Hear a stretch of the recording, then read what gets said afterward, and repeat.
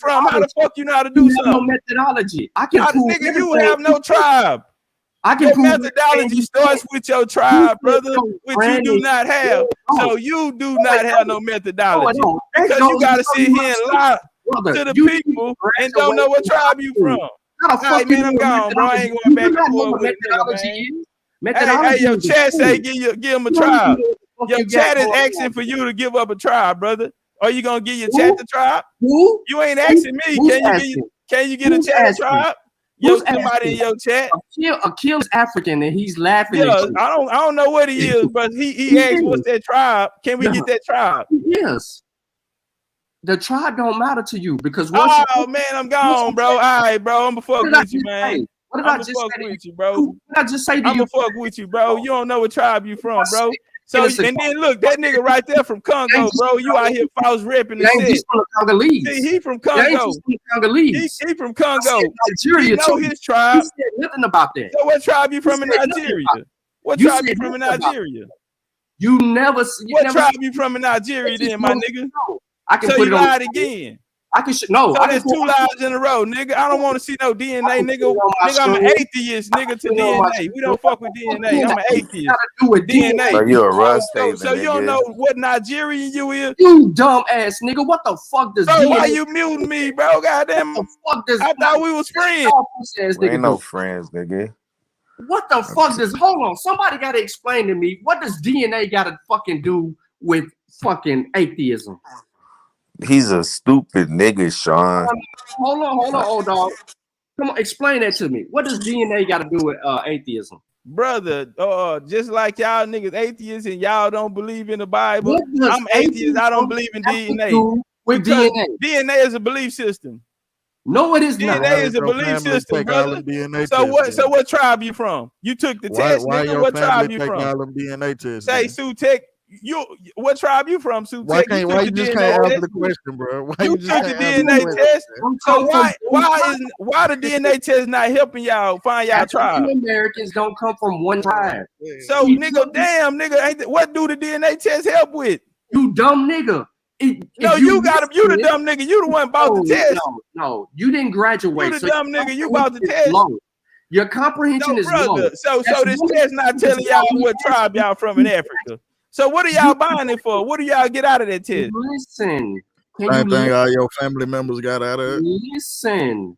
Listen, African Americans are an amalgamation of many West and Central African tribes. There's not one fucking tribe. Not one. That's why I said, that's why I said West and Central Africa. Congolese area, more specifically, and Nigeria. Because, motherfucker, that's where a lot of us come from. That is what's going on. Now, you want us to start naming tribes, then that's when it gets murky, because it's an amalgamation of many different tribes. Because one person was here, one person was there, another person was there, another person was there. All of this intermixing going on. That is why African Americans have 75% African ancestry, and then they have some Euro in there, and it goes up. The African ancestry goes from 74, 75 all the way up into, you'll see some African Americans with 89, 90, 91%. Just depends on how, when they arrived here and all of that shit. But what you're doing is disingenuous, Top Cats. You ain't listening. That's why I challenge you, motherfuckers. Because you first of all, y'all have no high school education. You don't have a methodology to prove shit, because all the evidence you try to use belongs to fucking black people and Indians. Third, y'all don't know how to read. Bro, your feelings hurt because you got exposed. You don't know. So what Nigerian tribe you from? What Nigerian tribe you from? Did you hear what I just said to you? What Nigerian tribe you In from, all bro? honesty, did you hear what I said? I heard you, bro. So what Nigerian tribe you from? Did you hear what I said? I heard you say you was Nigerian. So what Nigerian tribe you from? Yoruba, Igbo, Hausa, Fulani. You want me to keep going? Lying. Okay, what's their name? What's their name? I just told you. I just told you. All No, of you them fake tribes, bro. So what's their name? All of those are slave raiding tribes, bro. So how the hell a slave raiding tribe end up in a slave trade? How the hell a slave raiding tribe end up a slave in a slave trade? Come on, man. Y'all niggas gotta watch out with it, man. You just named a slave raiding tribe. No. You was a slave trader. No. How in the fuck a slave trader tribe don't end up in slavery? There was Fulani and serious, brother. Fulanis were slave traders. No, man, nigga, Fulani was slave traders. Bro, you a goddamn liar. That's where you're wrong, man. What the hell is going on, bro? No. Nigga, Nigeria was created in 1914, nigga. How the hell you Nigerian? Nigga, listen to How the hell you Nigerian? Nigeria created by the Niger Company in 1914, nigga. 1916. That ain't no tribe. How the fuck is a tribe, nigga? The company didn't come to 19. Man, y'all niggas don't even know shit. Bro, I thought you was smart. Man, I do think you. Now, Marcy, I do think you better than these guys. I give you that, brother. You are much better. You're much better than these guys. I give you that, right? You are. I give you that, right? But you ain't Yeah, that's starved like in the simply motherfucker. nothing. Yeah, you ain't got nothing, boy. You ain't got a mine. tribe. You're not giving You me lied nothing. about being from Don't Nigeria. even Listen, give man, I'm me gone, man. anything. I'm gonna I'll fuck take with you, what's bro. mine. I can't take this shit. I take All this what's lying mine. and shit. I Niggas don't take know what what's mine. tribe they from, and niggas I running just around this gave hoe talking you. like So they you a buy something. colonizer. How in the hell you gonna tell There's no somebody one. who There's they no are, other and you people in niggas don't know what tribe y'all from? that Man, are I'm for gone, Bitch, bro. I'm you gonna don't fuck know who with you, you are. lost Shut the ass, fuck up, lost hoe face, ass nigga. lost claiming So ass, tired of your ass big nigga. ass with this goddamn country Are you ass sure? bullshit. Nigga Look, sound like fucking what up? He left. He Charleston left. He white left. people. He left. So not a coincidence. You fucked up. You wasn't at home, bro. We had the nigga right where we needed the nigga, man. And you know what I'm saying? 30 minutes. You said you was almost home. The New York traffic. You must be getting off work. Anyway. Anyway. Shaw, what's up, Shaw? What's up, bro? You know you The weren't other gonna get to answer no question, right? Nah, yeah. The other day, well, that was yesterday. I was on his panel. They was calling you out. They kept saying, "Shaw, go get Sean P. Go get Sean P." I Them was niggas like, looking Sean for don't want you. to talk to y'all. Y'all.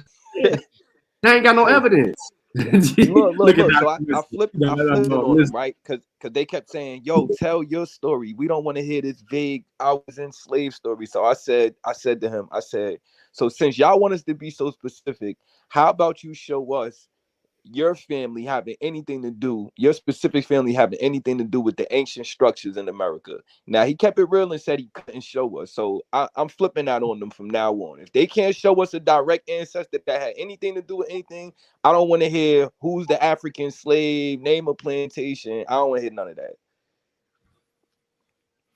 Listen, bro. Yeah. Disagrees, bro. It's That nigga knew that already. But see, that's what he does, man. He goes on now. He's gonna go back to his channel, and he's gonna use all these boxing analogies, right? Like, yeah, I set him up. You know, all the sounds that you make when you in boxing. But like I said, even though I'm 50 years old, like I still put on these motherfucking gloves, huh? I don't care what he say. I don't watch it. Yeah, So yeah. I don't But even. I'm just saying, though, They I like. gotta be watching you, Sean, because I've been hearing them all say for the past couple of days, go get Sean P, go get Sean P. Yeah, they ain't no evidence. But they So don't. I'm like, yeah. Yeah, so They Chris want supposed to go up. Yeah, they want to Chris argue. Harris supposed to. They ain't got no proof. I Yeah, will my bad, dog. only talk to them if they got evidence. He came over here, so he could talk. He came over here. But I will never go somewhere where they don't have evidence, and it's always my grandmama said, which is how he started off. My grandmama said. Was this his first time over here? Yeah. I think they don't come over here. I think I don't want to say I gassed him, but I kept saying you would never go over there. And he kept like, "Oh, fuck you talking about?" But I'm like, they kept saying, "Oh, yo, tell him to come over here." I'm like, why we always gotta come to y'all panels? Why y'all never show up nowhere? I'm like, I kept saying, Sean don't want to talk to y'all on y'all panels. Y'all not, you know. They ain't got no evidence. They want to rant all day and twist up words and we gonna argue, and that ain't gonna get nowhere. Like we were just doing. Like, you see how I can come on the screen, like Aboriginal Powell made a claim. He said that Dr. Clarke was fucking CIA and went and got funding to bring back to Columbia University, which is nowhere that he had anything to do with. Like, we can walk that shit down. Like, there's information there to deal with all of that. Then his name changed. No one knows why he changed his name outside of the fact that he was inspired by someone that was influential in acting and poetry, which was a lane that he was studying and that he had a love and a passion for. So no one knows outside of that, but they're still making claims. So to insinuate such a thing, or to even say things like the CIA gave him his name or the white man gave him his name, and no, the white man didn't. He named himself, right? And even though Ali said that he named himself, right? Other people are not understanding what Ali said, and they're saying that the white man gave him the name. You feel what I'm saying? So that's disingenuous on their part. That goes back to low comprehension. They want to talk to me because they didn't graduate high school, and they trying to get around that answer, and they can't get around that. That shows me that they don't have the compensity to comprehend. That means that we know when, and I wasn't the best student in the world, but that means that when the TCAP and them type of tests came around, The motherfuckers was nowhere in the building to take those standardized tests. Grade school. Yeah, Aboriginal Power and Chris supposed to be on Sinetta tomorrow at 12 o'clock for some little weigh-in or some shit. And Aboriginal Power he be listening constantly, to that. yeah, he constantly getting his ass kicked. So I don't know why he even trying to step up to the plate. But yeah, that's going on Sinetta tomorrow. Crazy shit, man. These niggas is retarded. Nah, we don't do that over here. Yeah. But here's the thing. Now, listen, I will say this. Two Top Cats. I appreciate you popping up. You fucked the build up, but I appreciate you popping up because there's three things that I learned about you in that exchange, and we didn't really get nowhere. One, you don't have no evidence. Two, you don't know nothing about the culture. Three, you said originally that you always been in Texas, and then we put your ass in Alabama. Then you try to say you was a fucking Alabama Indian, and Sutek pulled the shit up. And if we go even deeper, you'll understand why that you ain't even them people. That's why I said that you didn't look anything like that. And I was familiar with Alabama because everywhere y'all try to run, nigga, we study that shit. Don't forget the Texas Cherokee. And yeah, absolutely. See, we study that shit. That's the difference. That's the difference, is that we're not afraid to get the fuck off YouTube and go study this shit and find out that you just fucked up. Oh, it sounded good when you was on the panel, when you was in front of your audience. Yah and rah. None of y'all know how to motherfucking grow corn, squash, beans, motherfucking pumpkins. Y'all don't know how to do none of that shit. None of y'all know how to build teepees. None of y'all know shit about the mythology, right? If you telling me that your people was on reservations, the educational system on a reservation is different than the public education system. So if your granny was on a reservation, guess what kind of history she gonna have to give down or pass down to you? That Indian shit. That shit. Yeah, they was in like boarding schools and shit, weren't they? Yeah, man. They had their own Native American boarding schools. They ain't that. We know they grifters, man. They just a bunch of grifters, dude. And it's just so tiresome. And again, when I listen to that guy talk, he sound like Charleston White 2.0. Can't stand the way that motherfucker sound, bro. All right, I'm finna tell you where I think he from. I don't know where in Texas he from, but it's gotta be near Dallas. I said that he sound like a Fort Worth. I said I was in the chat. I said he grew up under OG Percy. He sound like a Fort Worth. It's gotta be somewhere near Dallas. Now here's the thing. Here's the reason why, because his profile picture is a Dallas nigga. Think about what I'm saying. Now I know these niggas. I know these Dallas niggas. Like, you cannot confuse them. They whole thing. That's why I say, you not even, bro, you a nigga. You get pulled over. They distinct from Houston and all them other biggest cities. Correct. Big difference between Houston and Dallas. Big difference. And that's how he come off. He come off like a yellow beezy. You know what I'm saying? He sounded like he wanted to sing to us. Yeah, right. Shawn, what did they teach in them boarding schools? What they taught in the boarding schools was more specifically about their culture and their history. It was an amalgamation of shit that had to do with them versus what the regular educational system taught. I don't know if you watched that part of I forgot what show it was, but there was a lady that brought that out. Like when they were on the reservation, the educational system was different for them. So they learned more about who they were. And this was a part of that whole archaeology thing that I was referring to. And that is the difference. So listen, and I want to make myself very clear. He distinctively separated himself from Aboriginals. He said he's Indian. He ain't claiming to be an Aboriginal. So his argument now is different than an Aboriginal. So now you have to lock him down in a box, right? Because I don't care if he knows this or not. He doesn't have the tools to be able to wiggle himself out of it. But since he's an Indian, he would have to do more work than an Aboriginal will, because an Aboriginal just steals history. He ain't claiming to try to steal any of the history. He's claiming the identity of people that's in the chat that's sitting Kevin Troy and fucking and where my other buddy at? Kevin and Thomas. Yeah, Thomas. They're Indians. They're Indians. Truth hurts. If he would have got on the panel, he would have told you, brother, I am African American and Native American and European. I did the DNA. I got all of this shit in it.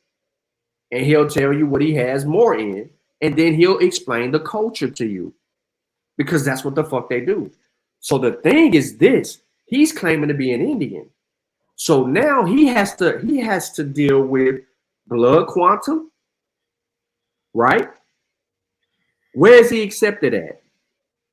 He's got to be federally recognized, right? Because he's claiming to be an Indian. He's got to have documentation out his wahoo. That's why I brought up the money. Why the fuck is you broke? Nigga, you grew up in the hood. What's wrong with growing up in the hood? Damn, you just killed yourself. Because these motherfucking Indians ain't growing up in the goddamn projects, bro, with us.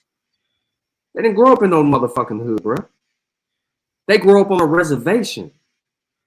They don't lose privilege. So either your people grew up on a reservation and then they got denounced later. That can happen. Or you motherfuckers was enslaved and grew up on a reservation, nigga, and they denounced y'all motherfucking ass. That can happen. Right? But he has to have evidence for all of those things, and then to turn around, and now he has to be associated with genetic markers of Paleo-Amerindians. I'll say it like that.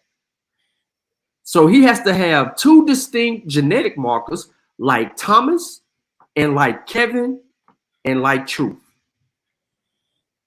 And he ain't got them motherfuckers because he's a Dallas nigga. That's how this goes. So yeah, yeah, your question. Because most of the I feel you, because like people that I talk to, and I talk to like very few that actually say they have Indian in them. They're not ashamed to say they have African in them also. You know what I mean? He got, like he say, he got to go that. You know, if he want to put himself in that box, he won't have to go that route. So that actually he's cutting himself out. I agree with you. I think we got him running. I think that movement kind of dying out. I see Dan Calloway videos, they get lesser and lesser views. Man, we got to put pressure on them. You know, because they trying to steer the race somewhere that, you know what I'm saying, it's not a good space for us. You know, in my opinion. You know. No, you absolutely correct. It's dangerous what they're doing.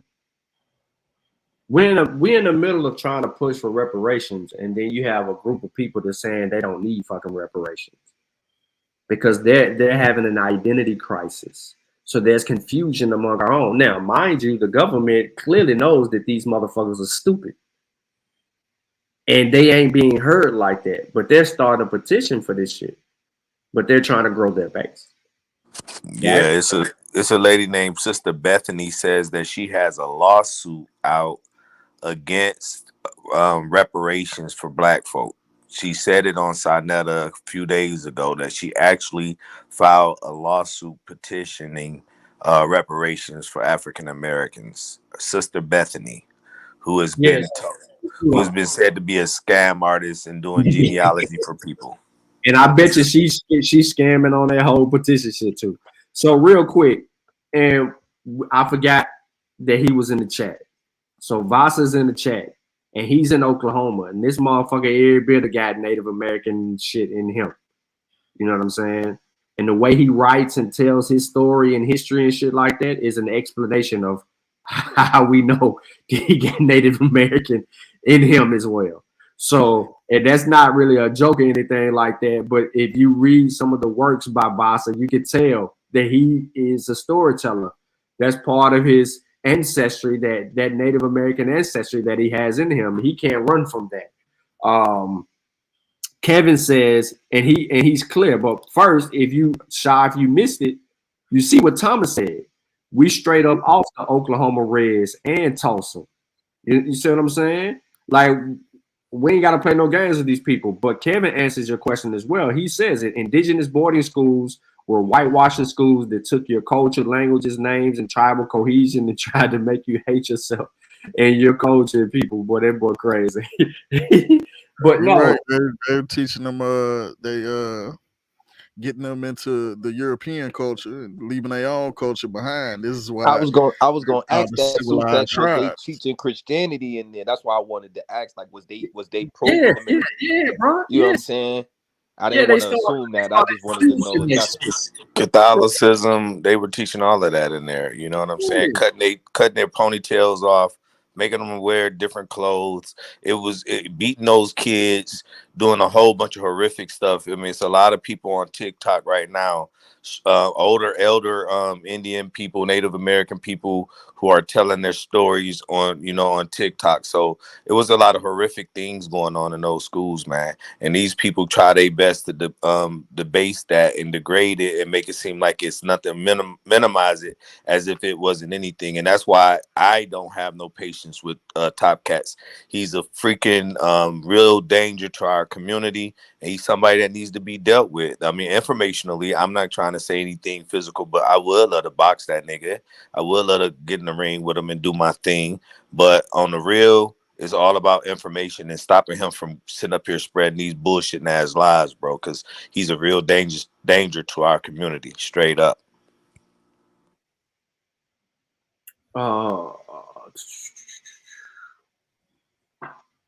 First thing, I got a hold on, Shawn, hold up. Look at this. Read this comment, Shawn. You see it? Yeah. What he mean by that, bro? They get house. He's with it. He didn't have to grow up in the fucking projects if he's an Indian. Oh, okay. All right, I heard you say that earlier. Grow up in the hood. He didn't have to grow up in the hood. Yeah, you can look it up. I just did a presentation where Why would I give that up to grow up next to you niggas? Yeah, the 5 nations. Some of these, you got a certain percentage. If you got a certain percentage, you're gonna get some money, man. Yeah, some of these tribes. They're gonna get some. You got a certain percentage of that blood in you, man. You're gonna get some money. And again, I knew a guy that liked that, but he would say he's not gonna say he's full Indian. He know he got some black in him, but at the same time, he gets some money, man. You have a certain percentage. No, but if you look up the 5 top earning tribes, you got like the Cherokee, you got the Iroquois, it's like 5 of them, man. They making anywhere from billions of dollars to trillions of dollars a year, and each of their members get paid anywhere from $80,000 a year up to $200 and some thousand a year per member. So it's a lot of them that are they don't even have to go to work. But one of them said that they go to work just to volunteer, just to help out in the casino, just to help out in the reservation. These people are getting money, and that's what this whole Black Indian Abo movement is about. They're trying to get a piece of the pie that they think that they are entitled to. However, they seeded all of this shit back when they were, considered slaves or just people seeking refuge. You're not really a part of the tribe. You got adopted into it. That's like me being adopted to a family of 8 people, and I'm the adopted child. But when the parents die, they give all 8 of their kids some money and leave me out. I'm not a blood relative. I'm adopted. But as y'all know, they kicked everybody out. Some of them just now trying to give people a chance to come back into the tribe, but they didn't want these Black people a part of the tribe. And I don't understand why they fighting so hard to be a part of something that don't want them. That's crazy. Facts. That's crazy. Well, first of all, they don't need them. Like, you know what I mean? Think about how they even were among the Indian tribes. Slavery, right? Slavery. And some of them, they fought along, some very small, but some of them fought alongside certain Indian tribes, right? Against the white man. So now it's refuge, right? So now you're hiding among them, and then you amalgamate, and then acculturation takes place. And then next thing you know, you do have some people, very small few. There is a certain percentage of Black people in America that may have some Native ancestry in them, and that number is the percentage base after over 45 million African Americans, right? It's what is it? What was it? 5% of that 45 million may possess more than 5%. Got over 2% of Native American ancestry. And that's so 5% of you niggas Yeah. that got over 2% of Native American in your blood. Now, who the $5 Indian? All right, so Kevin Olu, if you see it in the chat, Kevin answered your question, and what I was going to add to that is they don't use that at all. Like I was going with blue corn. A lot of this stuff is like corn related, which is an Indian staple. They stick to their staple food: squash, corn, and beans. A lot of that stuff is staple stuff, and the problem is, man. Look, I'm gonna be honest. The problem is when Negroes start claiming to be Indians, I started studying that shit. That's the truth. When they wanted to be Indians, I started studying it because I knew who I was, and I wasn't afraid of that. But I needed to show why they were not these people, right? So now I had to go into somebody else's culture and understand the principles of how they established who they were in this time before they even encountered the European. But at the same time, I had to study them because I was also studying the transatlantic Holocaust of our African ancestors. So that made it twofold. And it wasn't about Columbus to me no more. It was about what were the people doing before they even seen these Jesuits, Columbus, and everything else. And then science started to allow me an opportunity to argue, not using history, but using science to bag their ass in because each one teach one was coming at them using all the history. And then other people, they were using nothing but history, and they fighting history. So science allowed me to say, y'all can have arguing over history. The science is telling us a whole different story than what the history books are saying. And they argue history because of Dan Calloway. Dan Calloway got everybody trying to go in and rewrite history and question every goddamn thing. That's the Dane Calloway influence of 2017. But they never dealt with the scientific side. So the only thing that they could do with science is deny it. That's why they got to deny DNA. And when they deny DNA, they basically deny their biological makeup. They're denying themselves. And you heard the nigga say that he was a different species. He ain't nothing like you niggas. He said he was an atheist to DNA. Right. Like what the? Yeah, because the DNA will crush their whole movement, so they definitely gotta deny it. You know what's funny? What's funny too? Like when I grew up, because they always say, "Oh, our ancestors knew they was Indian," right? What's funny is when I grew up, all the people that would say they was, "Oh, I got Indian in my family," they said it in the context of it being kind of like mixed or like, but they still knew they was your African. family. Or they still knew they was African American. My aunt was born in the 20s. She said her father, my father was red man, but she still identified as an African American. She like it. I never heard nobody. So when they say, "Oh yeah," all the people knew, no, they knew that it may be like a admixture or something attached to them. Yes, they always knew that they was African American. So when they say that, like I don't understand. I never grew up hearing anybody say it in the sense of I'm only Indian. You know what I'm saying? It was always said as like an add-on. So I don't know who they know. You know what I'm saying? You know what? Not to cut you off. not to cut you off. The reason why it grew so strong because they was afraid of the Pan African movement. The Pan African movement began to get strong with Dr. Umar and what Sonetta was pushing Pan Africanism, and they got scared. They got scared because they thought to be a Pan African you got to take it back to 1960. You got to attend the voodoo ceremony. They got scared, so they didn't want to go to Pan African route. So they said, "Well, I'll just claim Indian because I don't want to be an African." Yeah. To your point, that when you come from a horrible history and the trauma of that history, you want to disassociate yourself. Just think about anything that may have happened to you personally today or in recent history. If something bad happened to you as a kid, like say for instance, you afraid of dogs, you had a bad experience with a dog, so you really try to avoid dogs at all costs, and that's what it is. It's a trauma. The trauma of knowing what happened in those days. In their opinion, the Africans that were enslaved were weak. The African American descendants were considered weak and docile, and people 9 times out of 10 don't want to associate with that particular aspect of the history. However, they don't look at what came after that.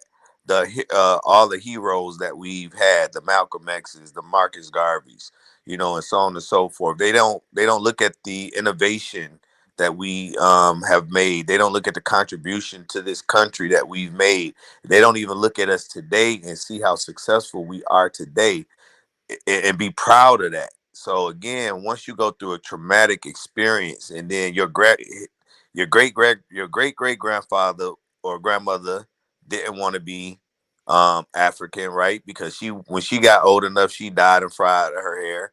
If she was light skinned, she decided she wanted to go marry a white man so she could disassociate herself with her African heritage. And then she passed that on to her kids, and her kids passed that on and passed it on and passed it on. So it's bigger than just, what we think is some surface shit. This is some deep traumatic shit. And it goes back to our DNA. It goes back to our biology as a people. And it just goes back to our social inability look at where we come from and where we are today versus where we were. That's what I think about it.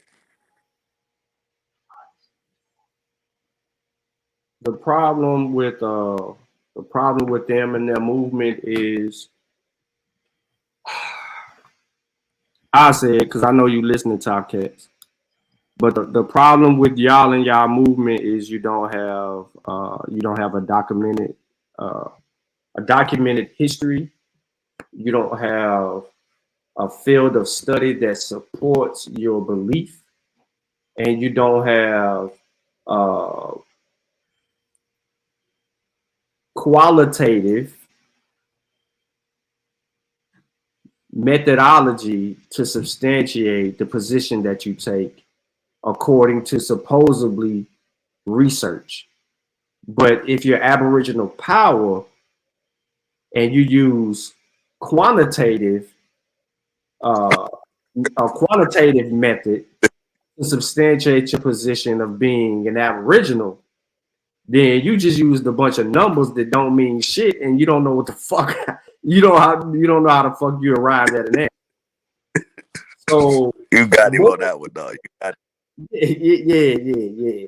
Moral of the story is you niggas is fake. It's just that simple. Ain't no other way around that.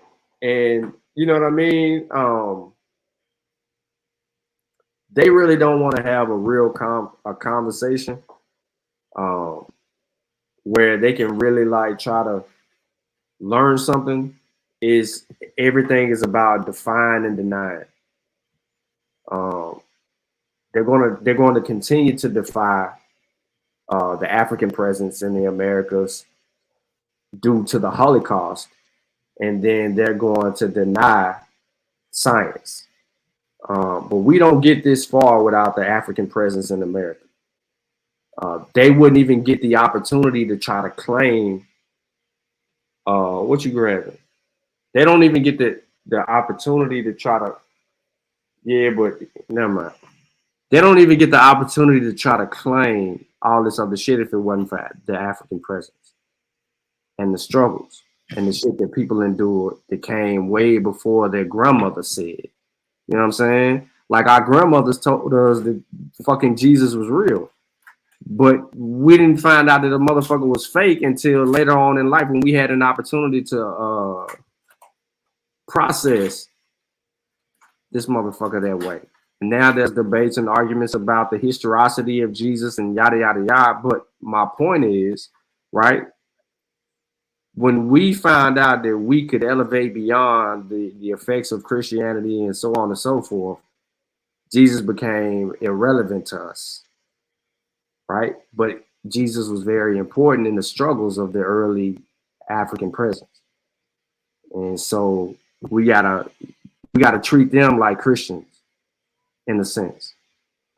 And not coincidence, still ain't made it home. But we gotta fight that battle that way. Go ahead, Big Black. Yeah, and they don't have any political aspirations. You know, it's like where's the movement going? You know, it's like, okay, what are we gonna do after we say we abo? Nothing, just say, oh, we abo, that's the end, you know. So none of their goal is to get casino money, land, right? All the other things that other people that are federally recognized have been able to take advantage of. You have to remember, these people lost everything. They lost everything. They either were murdered or they got sick. And then they got ran out of these places and positions that they were in because they encountered people that they never seen before a day in their lives. Which goes back to my point. If this dude says that he's Indian, how did his people survive? That's the part of the story that Top Cats has to answer. How did your people survive encountering old world diseases when they had no immunity built up strong enough to defend it? And then you don't even exist, right? Some of the Indians that did survive, right, were already in retreat mode. They were in these pocket places where their presence wasn't necessarily in the forefront. And then immunity started becoming important and treatment began to become important, and certain shit like that allowed them an opportunity to be able to fight off some of this shit that they couldn't fight off before. But the word disease is significant in this conversation when talking to them dumb motherfuckers. Yeah, you talking about what they say 80-90% of their population died off because of smallpox and other diseases brought from the old world that they did not have the immunity to combat. Whereas Africans, they would be on those slave ships for days at a time, and when they were put on the auction block, they would describe that, hey, this particular slave is for sale and already had smallpox before. They even detailed these certain things in some of these ads when they were selling slaves back then. So that's one of the parts that really the top cats of the world try to ignore or probably don't even know about, because again, he's so stuck in his own box and it's always just about his blood. Hold on one second. Achilles.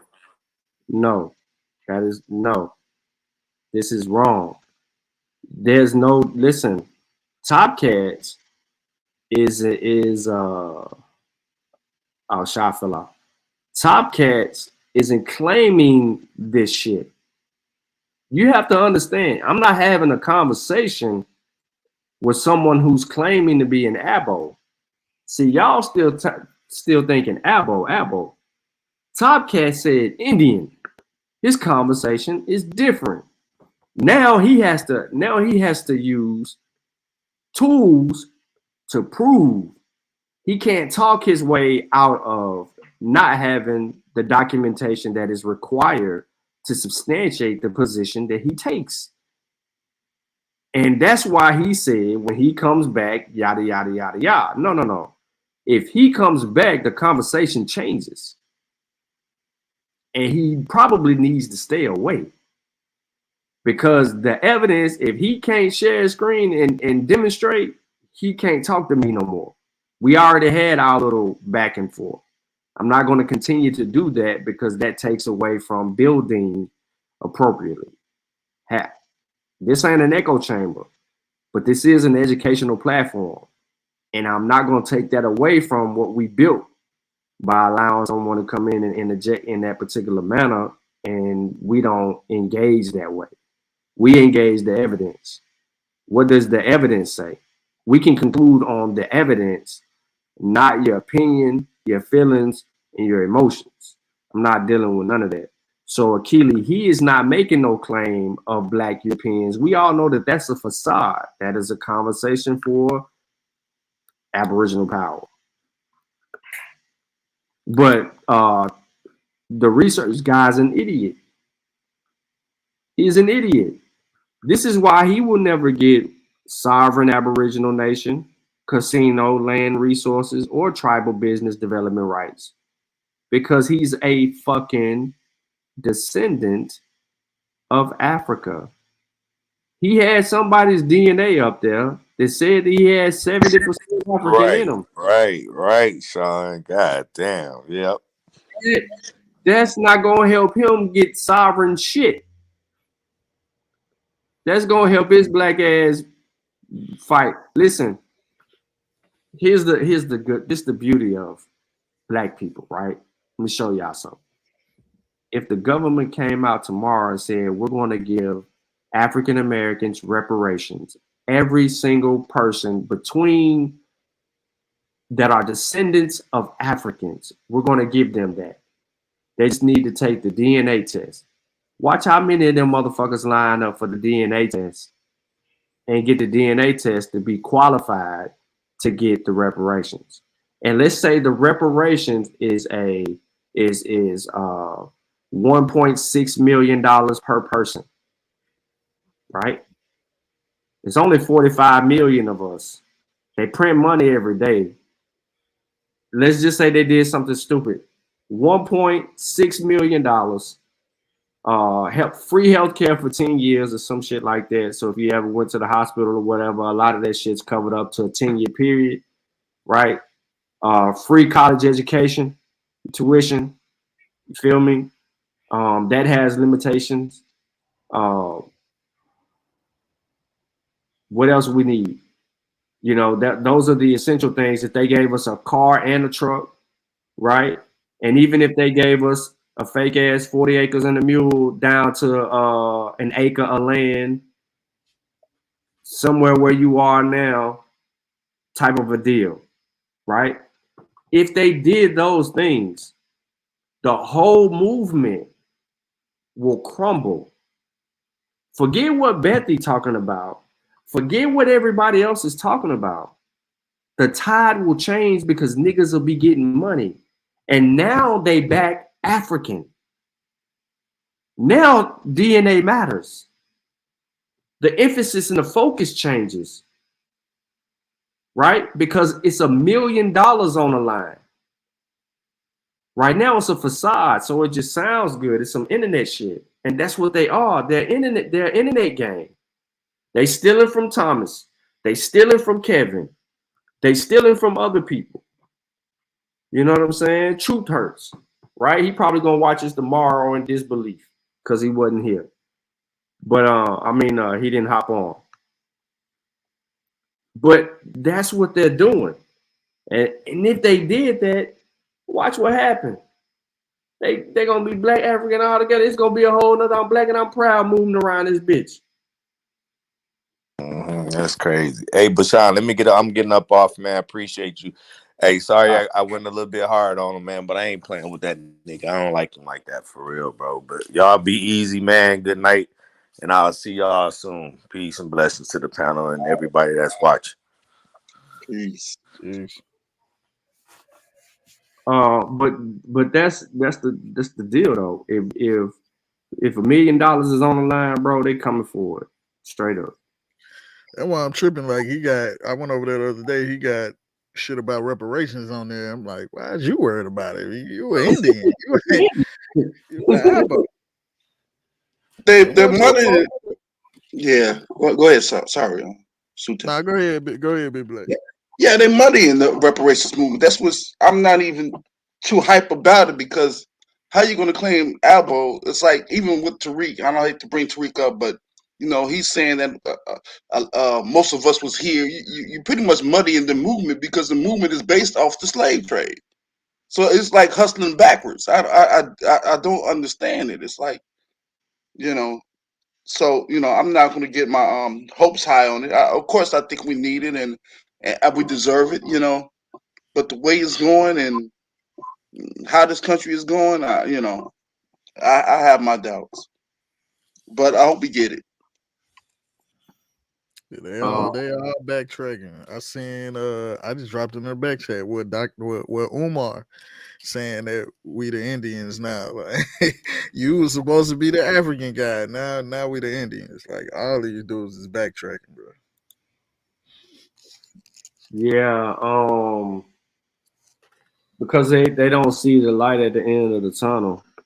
But more importantly, people like him shouldn't even be speaking for the mass. It's unfortunate because he gets the attention, social media and shit like that. Like, to be honest, man, dude broke the bill because I had a video from Nehisi channel that I wanted to play that spoke to Dr. Clarke, but instead of me just I thought you were about to say the Ali Muhammad. No, I can get that on the screen. That ain't no thing. 'Cause, I can cue that up real quick. But the boy who painted Christ black, I wanted to play that short film. In respect to Dr. Clarke and what he means to us people that don't know him, but his contributions. You know what I mean? Those contributions are highly significant. And what y'all said earlier about Martin Luther King, changing their name, right? The Kings changing their name. How significant is that? It's no different. He's still the same brother that fought for the liberation of African Americans or Black America, whatever you want to call it, in America. So I mean, it ain't no different, bro. I don't care what he changed his name to. He still fought for us. Yep. Yeah, basically what happened too, they picked and choose what they wanted out of Ivis Van work, and that kind of. I don't think they understand Van Sertima's work. What'd you say? I don't think they understand his work. Now they weren't even trying to understand his work. They just took what they think they can get from it to push their stuff and then threw the rest in the garbage. You know what I mean? Because he always maintained that even though he believed we was here before the slave trade, he always maintained that we were still African. Yeah. That's his position. It's wrong, but that's his position. Yeah, it's kind of tricky. But let me see. I'm actually gonna play it though. I don't know how many people gonna be in here, but I'm gonna end the show. I was about to say, go ahead and play that shit. We still got 28 people in there. Yeah. Okay, hold on 1 second.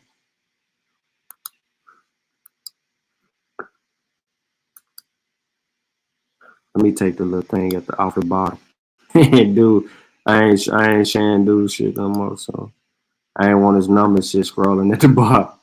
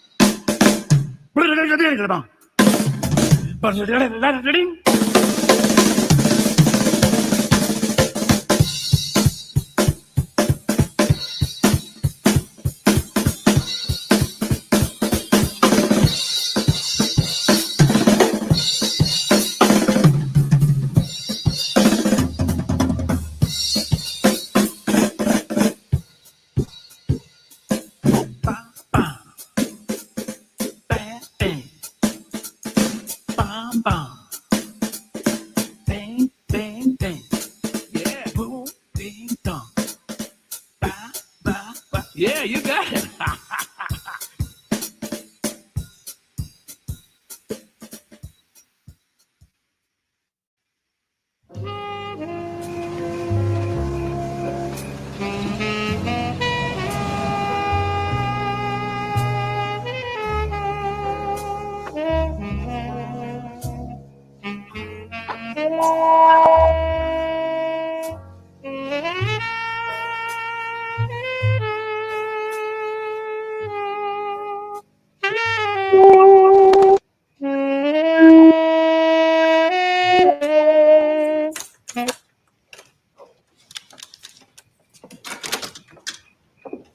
Hey, here, look at that. Oh, What are you up to? oh, mid-semester reports. State Supervisor Daniel will be making an appearance tomorrow. Yeah, Did I hear you playing? yes, yes. I was just working on my chops. And? Still got them. Mm-hmm. Mm-hmm. Now, what is that supposed to mean? Nothing. Nothing. I see you still got your chops, too. What you trying to say? What I'm trying to say, I ain't trying to say nothing. I'm trying to touch. Don't you have some reports to do? Reports? Oh, right, man. I got all caught up in the beautiful things. Oh, wow, reports. 30 minutes, dinner.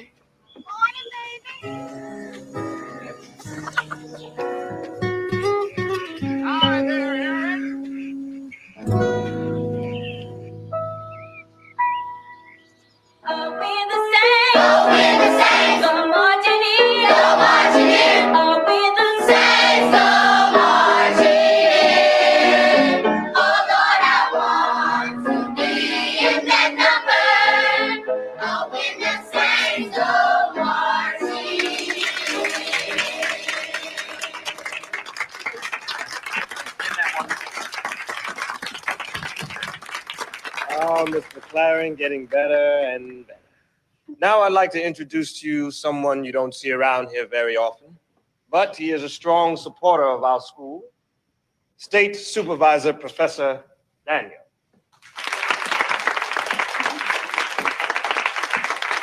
Duval is right. I don't often get out here, but I just wanted you to know how pleased I am with what's been going on at the only colored school in this county. So pleased that I have convinced the state board to do something we've never done before. Include you all in the state pride competition.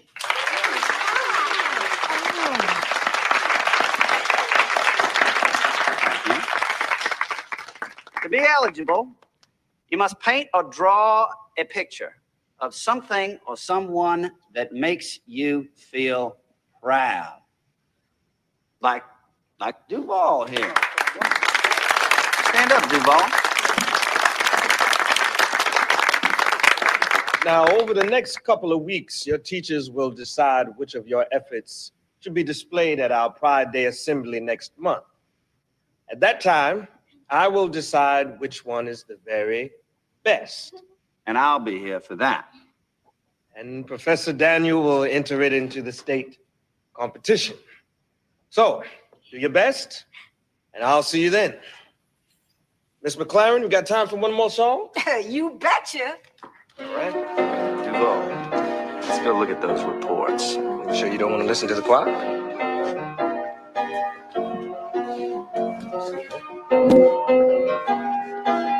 Well, you're gonna enter the competition, aren't you? I don't know. First, I gotta finish what I'm doing for Miss Williams. Miss Williams? What is Laura? Nothing. Then turn around and listen to the choir. Yes, ma'am. I'm gonna get her some trouble. Her birthday is Monday. Don't you remember? Of course I remember. Mm-hmm. I do. Shh. Told you. That sign says it all. You make my job easy, Duval. I like that. Thank you. In fact, I like a lot of what you're doing around here. Things are in place. I'll take that as a compliment. It is. Hell, the colored schools in other counties, like wild animals. You got things under control here. I see quite a future opening up for you. You just keep doing what you're doing. Oh, yes, I intend to. Well, I guess I'll be on my way. Till the next time, Duval. Till the next time.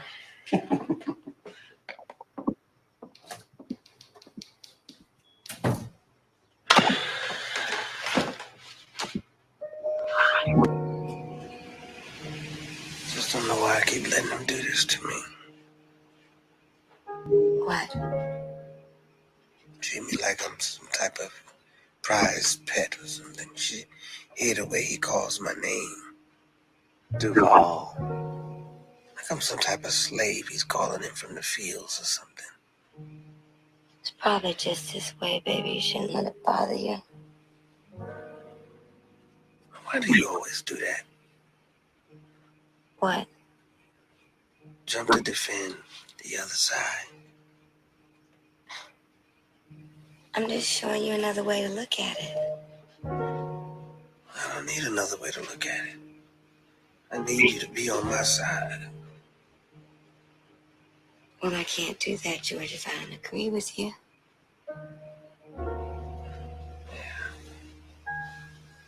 Don't I know?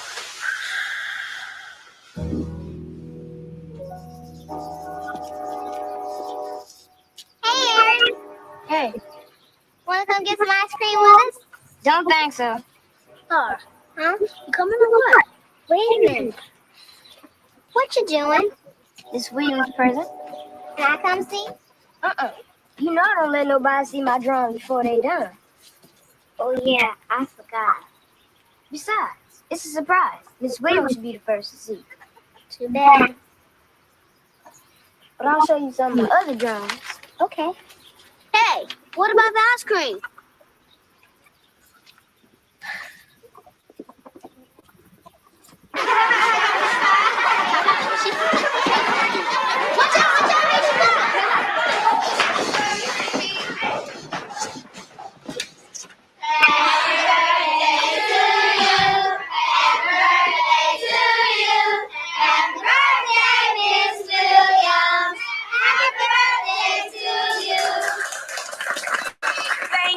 Thank you very much. This is so thoughtful.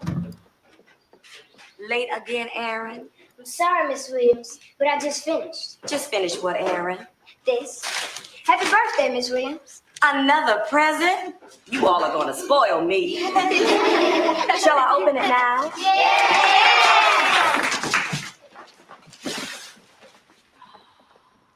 Oh my, this is amazing. Oh, it's beautiful. Yes, it is. What is it? Please, take your seats. Except for you, Aaron. I want you to stand here and tell the class how you came to paint this remarkable picture.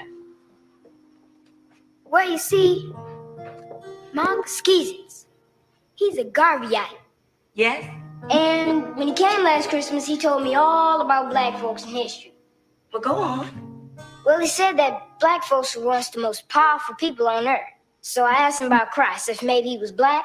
What did he say? Well, he said no one knew for sure. But then all of a sudden, I knew. Knew what, Aaron? That he had to be a black man. Why? Why did he have to be black? 'Cause everyone's saying he was so kind of not ever seen any white people be. So when I painted this picture, I couldn't help but paint Christ black, because that's what makes sense to me. Thank you, Aaron. You may return to your seat. This is a most welcome present. Now, many of you have asked me what you should do for Pride Day, and I think Aaron just gave us a good example. Do something, say something that you believe in because it makes sense to you, because it makes sense to your heart. Now, don't you think that this is something we should submit for Pride Day? I'm going to give this to Mr. Duvall right now, and I'm going to get a knife to cut this scrumptious looking cake, and then I'm going to open up all my presents.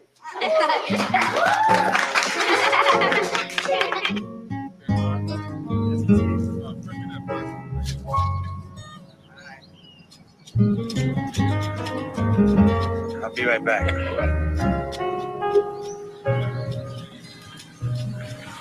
Oh, well, well.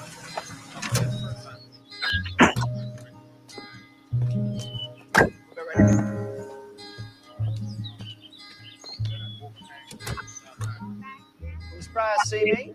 Yes, I am. Is this a bad time? I was nearby. No. I was just working on the flowers over there. Good, good. Let's you and me talk. Now, you remember me mentioning future for you? Yes. Well, it looks like that future is now. I don't understand. The board wants to move you up to the state level. Ain't that something?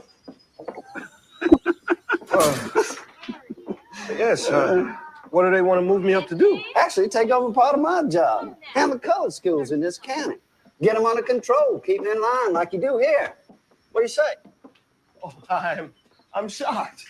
I know, shocked me too. I never thought they'd give a colored person a position like that. Please. Thank you. Of course, it would mean a move, but it would also mean a raise in pay. Oh, well, my wife would surely love that.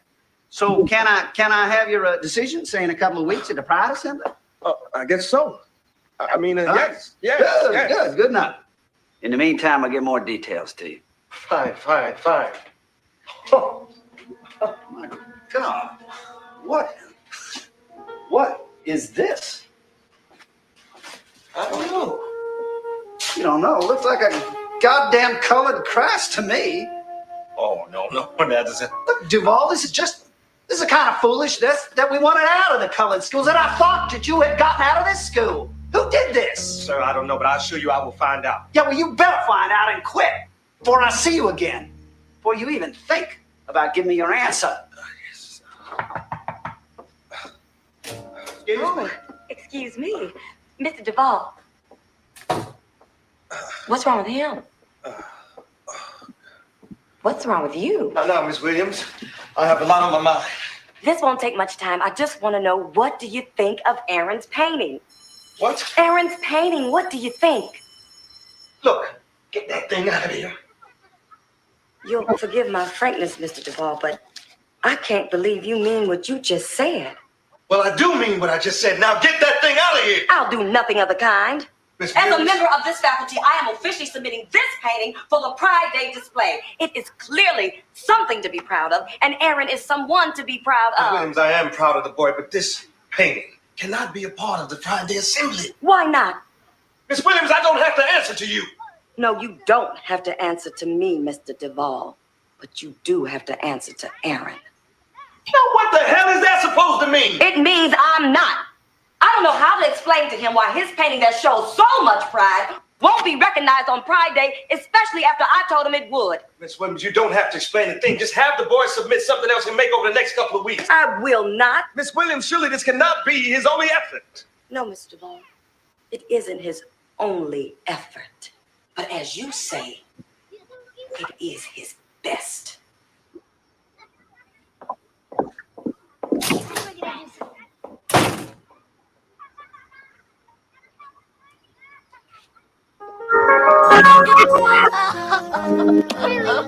Really? You think he get mad at us? You should have seen how mad he got with Miss Williams.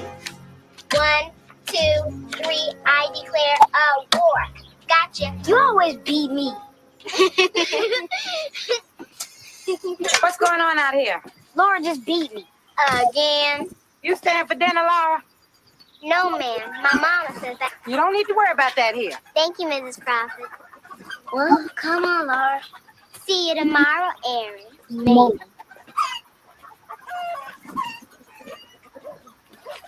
Did Miss Williams like your present? I think she liked it a lot. What do you mean, she liked it a lot? Oh, Laura was just telling me how mad Mr. Duvall got when Miss Williams showed it to him. Well, you can't expect everybody to like what you do. Why not? Aaron Crawford, I do believe you're getting a big head.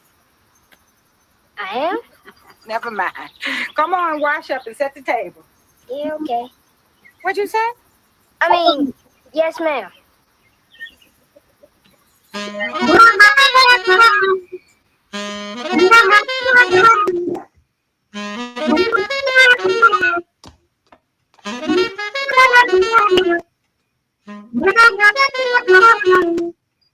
Damn. What's wrong, George? You all right? Do I look all right?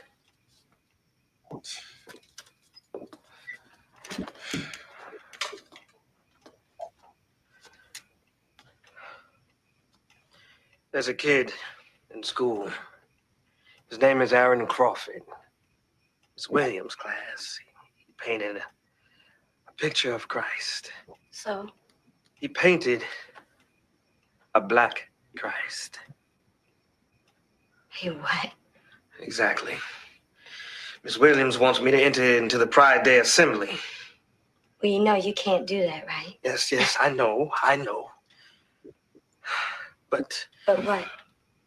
But I'm not sure I did the right thing. Elder, the boy is only 8 years old, and he already knows what he thinks, already knows who he is. I am... George. You know, he offered me a job today. Who?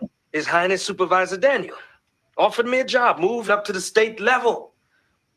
Working underneath him, looking after all the colored people he doesn't want to have to deal with, keeping them in line. So what'd you say? I told him I would think about it. Think about what, George?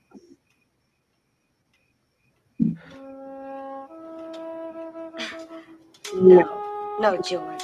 George. You're not thinking about...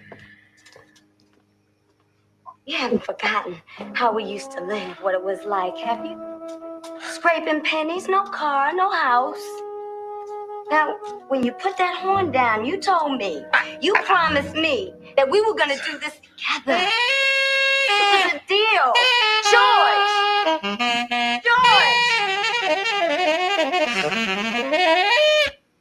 Still can't take it, can you? I still can't take you shutting me out. I still can't take you making yourself crazy and making me crazy every time you pick up that horn. Every time I pick up this horn, I feel who I am. Look, I don't have to pretend. Not for no job, not for no house, not for no wife. I didn't say that. You didn't have to.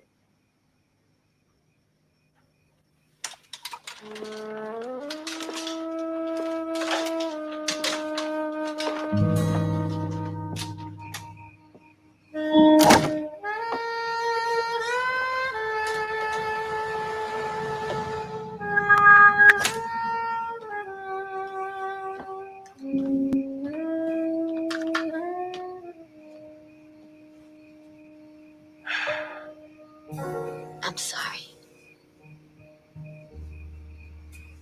I just feel like I'm falling into some type of deep hole. You don't have to. Just hold on to me. Hold on to us.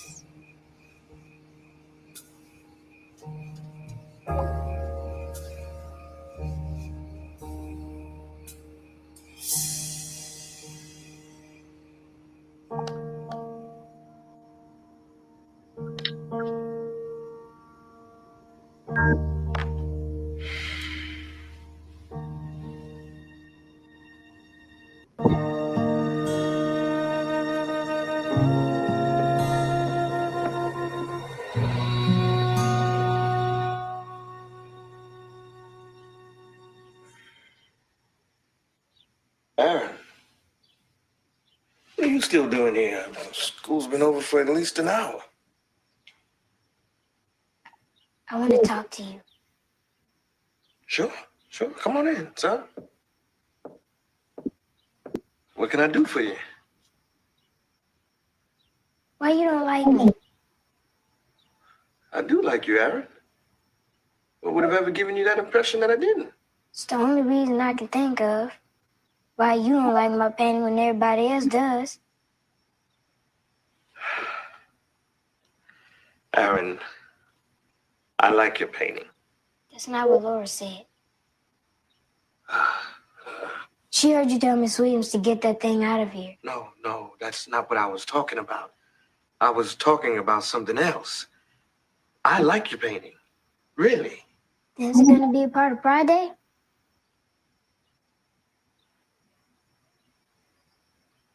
No, son. It's not good enough. No, that's not it. Aaron, it's just that the painting What? is very complicated. You wouldn't understand.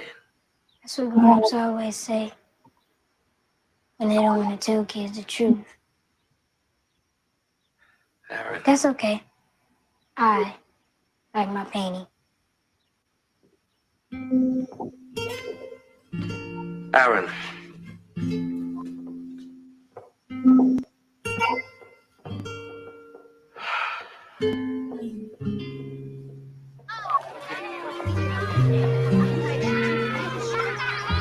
Great. Let's see if we can get 2 more on this side. Balance things off a bit. Beautiful. I don't see Aaron's painting. Well, did you expect to? Yes, you kept it, and I thought you might have reconsidered. Oh, man, look at that. We only have 5 minutes before the assembly starts. I'm sorry, Miss Williams. I don't have time for one of your debates. Besides, the case is closed. Duval. Thought I might catch you in the office. No, I just had a couple of more things to finish before the assembly starts. Can we talk afterwards? Yes. Good. Everything looks fine. Much better than what I saw the other day. Well, is everybody ready? Yeah. All right. Miss McLaren, how are you? Ready as we'll ever be. Well, good. Let's open the doors.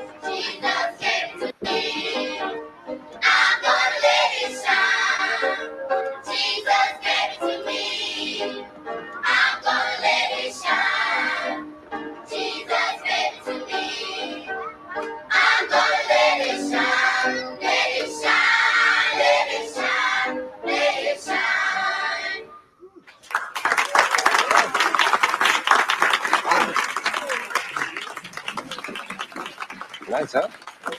Very nice. Well, ladies and gentlemen, I'd like to welcome you to our annual Pride Day celebration. As you all know, this year, we will not only be participating in our own Pride Day, but we will also participate in the state pride competition. But before I reveal my decision as to which entry will represent us at the state level, I want to introduce you to the man that made our participation possible. State Supervisor, Professor Daniel. Thank you.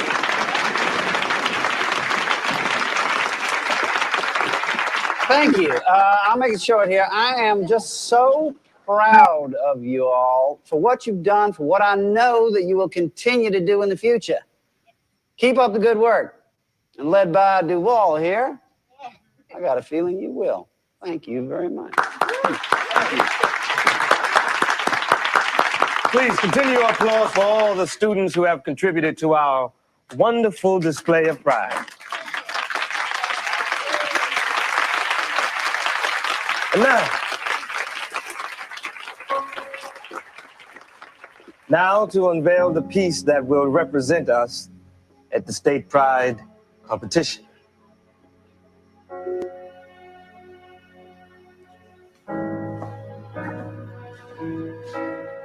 I give you the Reunion, 1865. Now this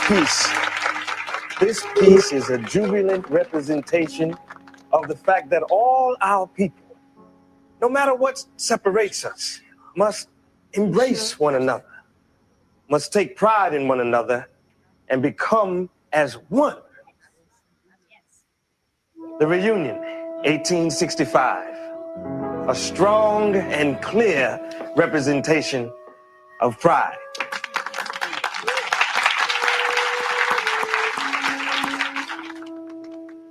As is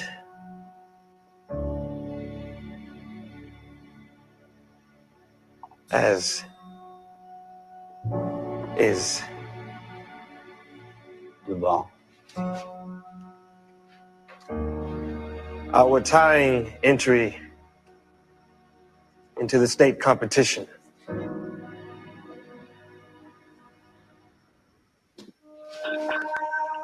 Christ, painted black.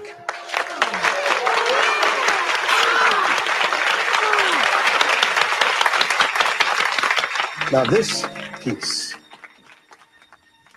piece challenges us. It challenges us to embrace our individual selves and to make sure that we see ourselves reflected in everything that we do and everything that we believe in. Because only then can we truly be our best. And why not Christ painted black? Other artists of other races have painted pictures of their gods and whomsoever they worship to represent and reflect themselves. I see no reason why we should be immune to such a wonderful privilege. Will the two students who have created these extraordinary pieces please come forward? Cora Jones for The Reunion, 1865.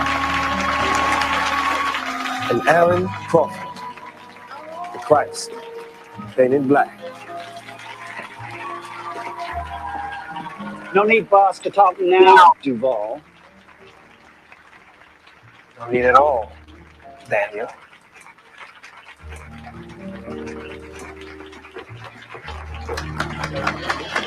Congratulations. Congratulations. Congratulations.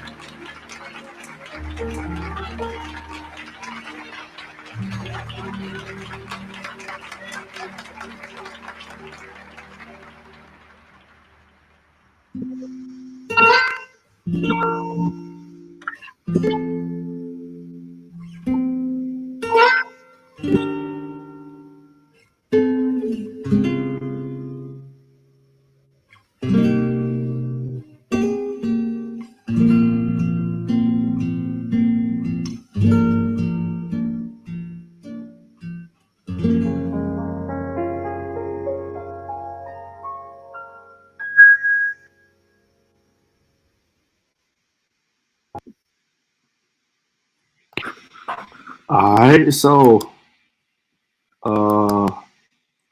there you have it, man. That's instrumental right there, John Henry Clarke, putting that together. That's all him. That's his contribution. And we ain't gonna let no dumbass dude shit on that. Excuse me, I had to break. We're not. So I want to, before I end the show, I want to bring this up. Let me make this big. And let me zoom in. This for people who don't know what this is. Sarcastically written. But the FBI files on African American authors and literary institutions obtained through the U.S. Freedom of Information Act, the FOIA. What the hell this got to do with Dr. Clarke? Born to sharecroppers, we know that, yada, yada, yada, yada, yada. We also know during the final years of the Harlem Renaissance and by the mentorship of Schomburg, whose 10,000-piece collection of Afro-America provided the core of what is now the New York Public Library Schomburg Center for Research in Black Culture.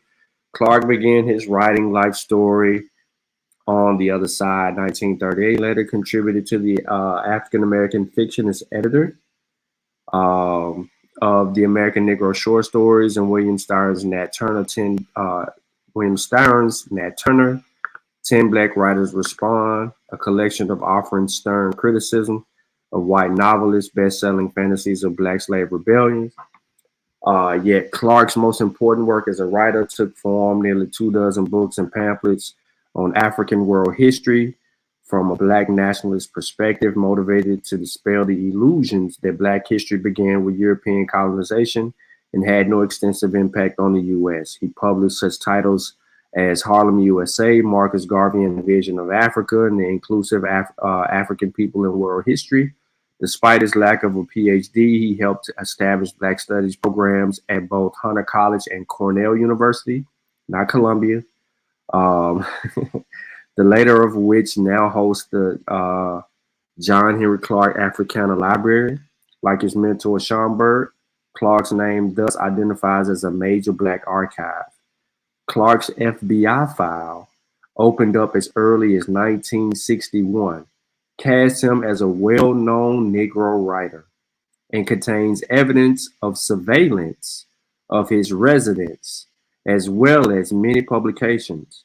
By 1972, the FBI had alerted the Secret Service of his potential danger due to his background, emotional instability, or activity in groups engaged in activities inimical to the U.S. Clarke's file is provided thanks to the original FOIA research of Regina Smith. So here you have some documents that are significant with Dr. Clarke that the so-called FBI had on him. Now, he didn't work for damn FBI, but they created a whole file on him.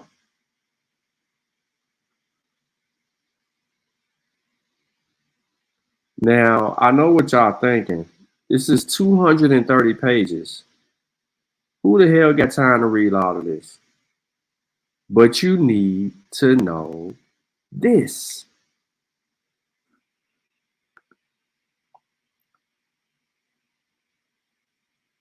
RENY 32262 requesting Bureau authority to interview John Henrik Clarke concerning his association with Caption Organization. Authority to conduct this interview at the time is denied. Roulette describes Clarke as an editor of Freedom's Ways, the New Negro Quarterly. Because of this association with New York, should reopen its file on Clarke and conduct appropriate investigation to determine Clarke's activities in this regard. The Bureau should be furnished a resume of the information obtained along with recommendations as to whether an investigation of Clarke is warranted. So if Clarke was working for the CIA, right, to get funding for said institution, which is what Aboriginal Power claimed, why the fuck is the FBI investigating Dr. Clarke?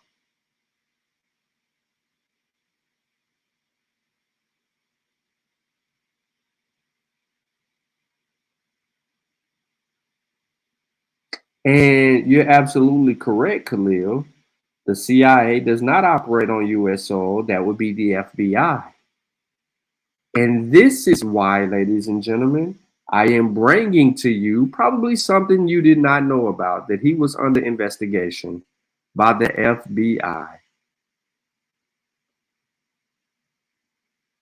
So Roulette requests authority to interview Clarke concerning his association for Freedom Ways Association, Inc. The Bureau filed on Clarke indicates he was a subject of Registration Act case, which was closed in February 1962 following an interview of Clarke. As a result of this interview, which was conducted in January 1962, the New York office advised that Clarke, the Bureau of the government agencies, know that additional information was furnished in Roulette indicating Clarke.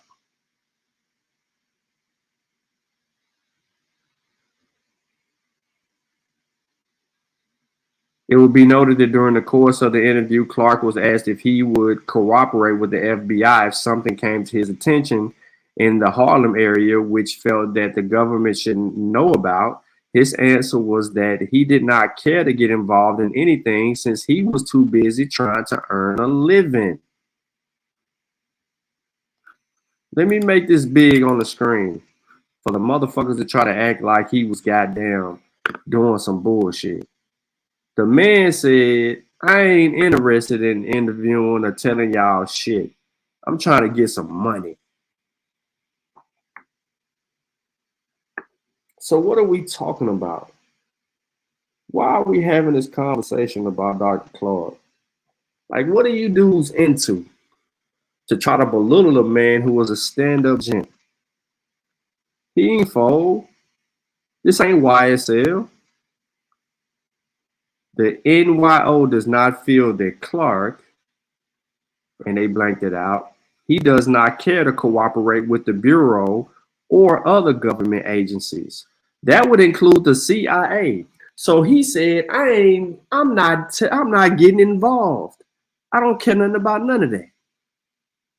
Since all outstanding investigations in the case has been completed, it is being placed in a closed status subject to immediate reopening if information is received that the subject activities are inimical to the best interests of the U.S.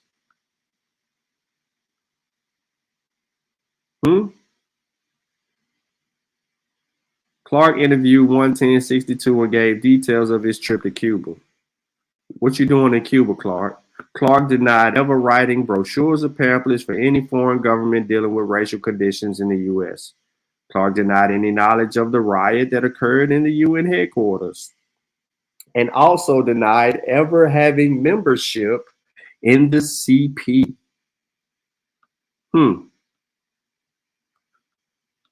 They trying to get him to tell, and he kept on saying no. Read it. It's right here. All 230 pages. Trying to say the man was CIA. Trying to say this, that, or the third. He being investigated by the fucking feds.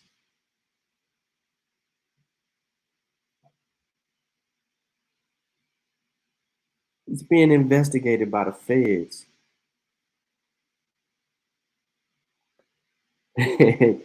Kevin Troy said the CIA is young Pharaoh buddies.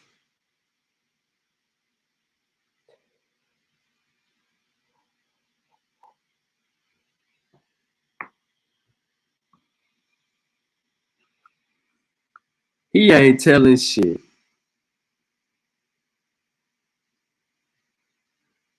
This document contains neither recommendations nor conclusions of the FBI. He telling you everything. He sent his little book, The Black Christ, which book consists of 17 short stories. He advised that he never heard from the editors again, nor does he know if the book was reprinted in the Spanish language in Cuba. Clarke stated that he never had a thing to do with, nor did he have any knowledge of, a riot which occurred at the United Nations during the Ambassador Stevens speech. He stated that the first thing he knew about this incident that occurred at the United Nations was when he read of it in a newspaper. Come on, man. Come on, man. And you think to defend and protect this? He stood the feds in the face and told them he ain't know shit. And he ain't got no information. And I ain't testifying. I'm not even interested in any of that. Don't look for me to give you anything. Come on, man. What are we talking about?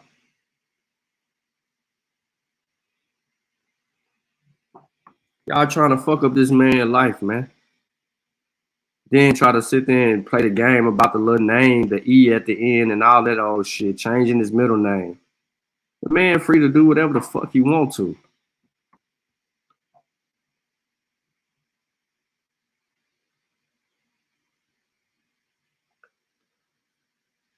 Read it. Read it. You interested in it? Read it. You want to shame Dr. Clarke? Read it. 230 pages. That ain't even a half, bro. That ain't even a half. Look, that was just one document. That was part. Look, I clicked on part 3. That ain't even it. It's more to the shit. Each one of these that you click on are gonna take you somewhere to a whole nother place. Don't play with Dr. Clarke.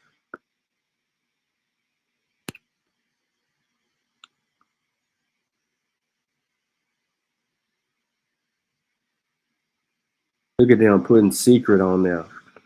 Come on, man. What y'all trying to do? What y'all trying to do? What y'all trying to do? FBI documents studying John Henrik Clarke. That's what they were doing. They were studying the man, trying to figure out how to get to the man. While you suckers was running around here trying to do everything else. And to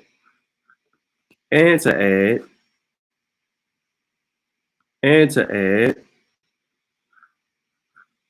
right? Let me zoom in. What about the allegations of CIA involvement in the crack epidemic? What did John Henrik Clarke say? I really have not had time to read the documentation on it, but it is something that I suspected, and it really started during World War II. It was really part of mind control. It's not unknown to most people. It's just that most people don't want to do nothing about it. It's deliberate. Crack and cocaine are threatening our community and physically. How do we counteract it all? Then he goes on to talk about the counteracting of that. This interview was also a description of this video. Because I don't talk, hey, Top Cats. I don't talk without sources. So everything I show and present can be verified and substantiated. You will never be able to call into question any information that I present. So I just wanted to let you know that. Because I know you still in the chat and you still listening. You know what I'm talking about? Yeah. So that's why we call Dr. Clarke a master teacher. Yeah. Don't hate on Clarke. I ain't saying you did, but your buddies did. So listen, ladies and gentlemen, everything that I presented or didn't really show is in the description of the video. It's unfortunate that we got interrupted for about 45 minutes with somebody who really didn't want to have a real conversation or didn't have the capacity to be able to provide evidence to support anything that they actually said. They just wanted to talk and ask questions. Their whole thing is about tribe. They don't understand the African American experience, but knows that I have the capacity to counteract. If you want to interrogate, I can interrogate you. My shit gonna sound a whole lot better than your shit.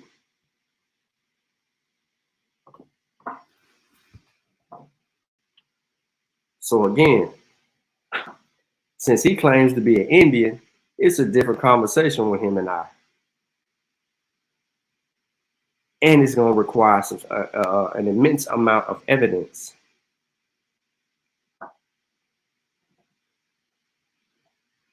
And everybody that he was claiming, we know who they are.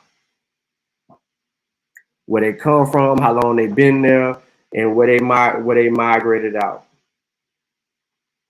or from.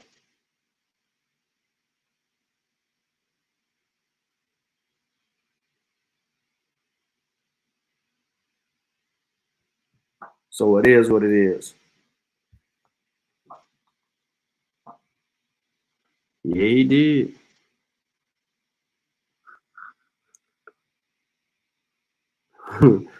Big Black said the elbow was pulling bullshit out of thin air. No wonder why Top Cat ran. Right. Come on, man. We ain't done. But listen, man, I appreciate everybody tapping in. I'm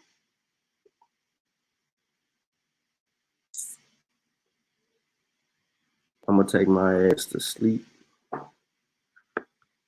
Probably not. I probably will be right back like 2 hours.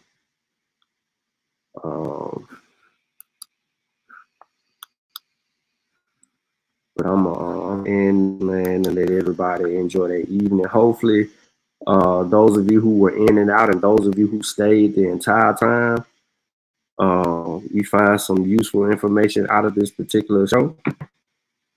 People that are catching the replay or watching the replay, please make sure that you comment in the video if you have questions, comments, and concerns.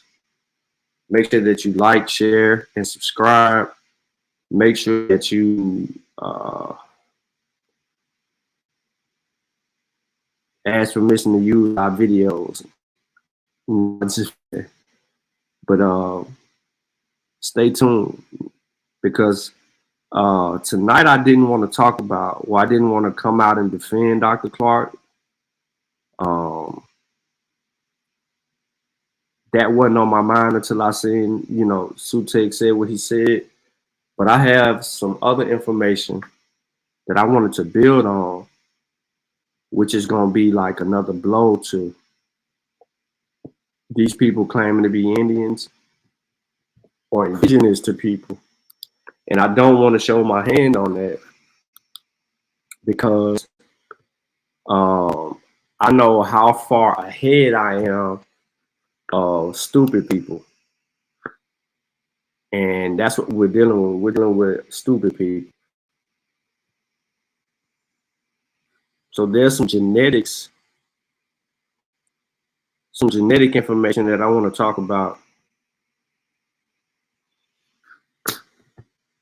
Shit ain't looking too hot for these Negroes claiming to be Indians and Aboriginal to the Americas. And now Top Cat just made it difficult for them, because Aboriginal Power got a whole different argument than Top Cat.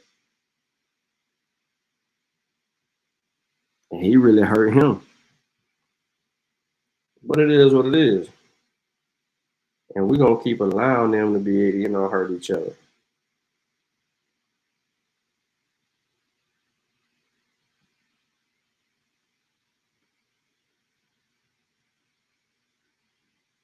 So, like we always say, spills are flying, pseudos are crying. But I'm going to end this with Dr. Theophilo Banger.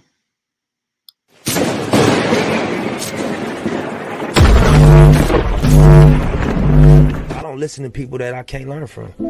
So I don't listen to interviews of artists that don't have no value in what they say. I don't listen to music from people that I can't get no game from. Or, are you the smartest one in your team? Definitely not. I might be the dumbest one. So we have a lot to do. We must do our business, what we have to do the job. And we are not against anybody. It's not to be against.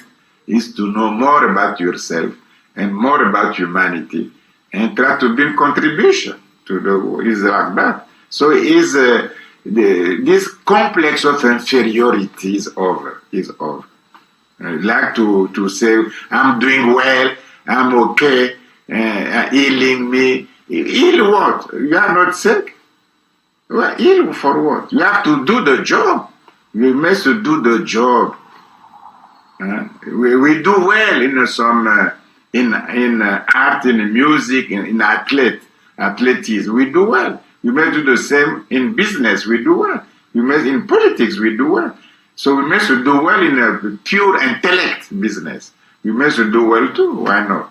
We must learn Medu nature. We must know African language, African philosophy, African spirituality, African culture, African values. Know that very well. Bring that on table. Be proud of that. Because if it's lost, humanity will lose something.